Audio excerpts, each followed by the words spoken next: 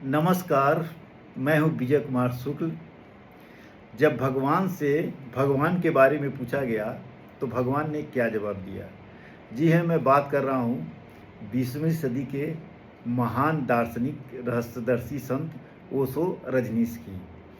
ओशो रजनीश 20वीं शताब्दी के सर्वाधिक पढ़ने वाले और सर्वाधिक पढ़े जाने वाले विचारकों में से एक रहे हैं। जब उनसे एक अमेरिकी पत्रकार ने भगवान के बारे में पूछा तो उन्होंने क्या जवाब दिया, जरा आगे देखते हैं। जब पत्रकार ने पूछा कि are you believe in the God, तो उन्होंने पहले तो एक पॉज लिया और कहा वो माई गॉड।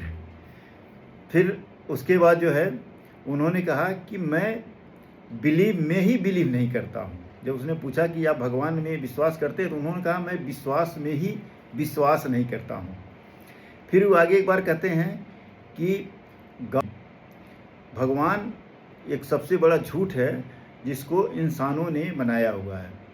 फिर एक जगह कहते हैं कि भगवान एक फिक्शन है, वो यथार्थ नहीं है, वो इंसानों द्वारा अपने दुख से उबरने के लिए और अपनी कमजोरी छिपाने के लिए भगवान को इंसान ने पैदा किया है। फिर जो और कहते हैं कि यदि हम भगवान को किसी व्यक्ति जैसा मानते हैं तो फिर एक अलग तरह का तर्कदोष शुरू हो जाएगा कि आखिर में भगवान को पैदा किसने किया। अगर इंसान को भगवान ने पैदा किया तो भगवान को किसने पैदा किया, तो एक तरह से ये विशियस साइकिल शुरू हो जाएगी। तो भगवान के बारे में जो है ये उनके विचार का कहना था कि हर संस्कृति ने एक भगवान के बारे में कल्पना, एक झूठ, एक फिक्शन को रचा हुआ है। और अंत में जो है वो जब अमेरिका से निष्कासित हुए तो वो जो उन्होंने कहा कि लोगों ने पूछा कि उन्होंने अपना नाम भगवान से बदलकर ओशो कर दिया, तो फिर इस नाम बदलने पर उनसे पूछा गया तो उन्होंने कहा वो भगवान तो मैं लिख के मजाक कर रहा था, वो तो मेरा मजाक था।